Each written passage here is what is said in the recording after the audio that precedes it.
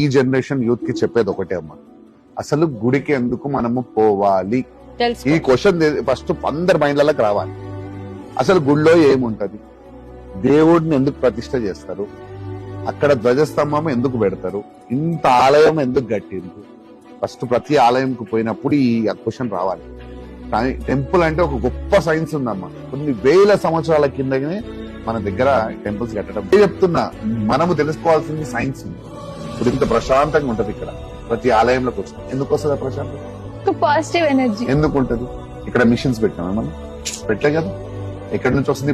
Natural గా వస్తుంది. Natural గా వస్తుంది. ఎందుకు వస్తుంది? ఇక్కడ ఒక ఏదో పవర్ అంతే. ఎక్కడి నుంచి వస్తుంది? దేవుడి నుంచి. ఆ శక్తి ఉండడం కాదు, సన్ రైజెస్ తోటి ఇక్కడ పంచభూతాలు ఐక్యమై ఇక్కడికి వస్తాయి. ఇక్కడ కూడా ఎందుకు ఉంటాయి అది ఆ ప్రశాంతత? గుళ్ళల్లో సృష్టి నియమాన్ని పాటిస్తూ ఉంటాం మనం. ఎలా పాటిస్తాము? సూర్యోదయం కంటే ముందే ఇక్కడ అన్ని క్లీన్ అయిపోతాయి.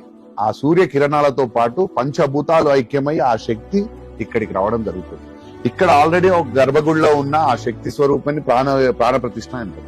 అక్కడ ఒక శక్తి ఉంటది. ఆ శక్తి ఈ పంచభూతాలు ఐక్యమై ఆ సూర్యుడితో కలుపుకొని ఆ శక్తి రెండు ఏకమైనప్పుడు పంతులు గారు చదివే మంత్రాలతోటి ఆ శక్తి పెరుగుతా ఉంటది. ఇక్కడ జరిగే క్రియతోటి దాని వలన దాని నుంచి గర్భగుడి నుంచి పైన ఉన్న కలుషం ఉంటది ఒకటి.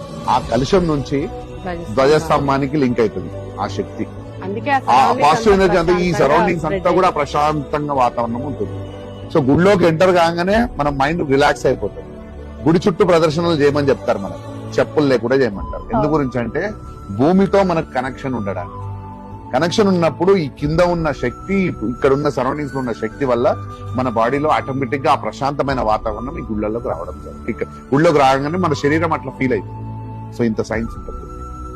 ఇక్కడికి వచ్చి ఆ ప్రదర్శనలు చేసుకొని గుడి ముంగడికి వచ్చి దేవుడిని మొక్కితే మనకు ఆ ప్రశాంతమైన వాతావరణం నెక్స్ట్ మినిట్ మళ్ళీ కొత్తగా మొదలవుతుంది. ఎంత కష్టం వచ్చినా ఏం చేసినా మీరు ఎవరితో మాట్లాడతారు? అమ్మా నాన్నలతో మాట్లాడతారు. అమ్మా నాన్నల తర్వాతనే మనకు కనిపించే దేవుళ్ళు మన అమ్మా నాన్నలే, గుర్తుపెట్టుకోండి. తర్వాతనే దేవుడు. మనం ఎవరికి ఫోన్ చేస్తాం?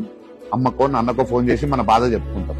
సో గుడి కూడా అట్లాంటిది. ఈ సృష్టికి అమ్మా నాన్నల ఆ శివ పార్వతి ఏ దేవుడు అయినా కానీ అక్కడ ఆ గుడిలోకి వచ్చి మనం ఎవ్వరికి చెప్పకపోయినా ఇక్కడికి వచ్చి మనం వాళ్ళని తలుసుకొని నాకు ఈ కష్టం ఉందని మొక్కుకొని పోయిన తర్వాత నువ్వు మంచిదైతే ఖచ్చితంగా నీ కష్టం నెరవేరు.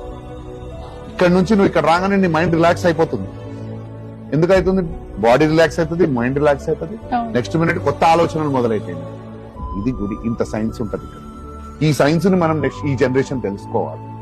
నేను అందుకోసం గుడి ఎందుకు ఉంటది, గుడి విగ్రహం ఎంత ప్రతిష్ట చేస్తారు, ఇవన్నీ తెలుసుకోమంటుంది. టెంపుల్ సైన్స్ గురించి ఫస్ట్ తెలుసుకోండి.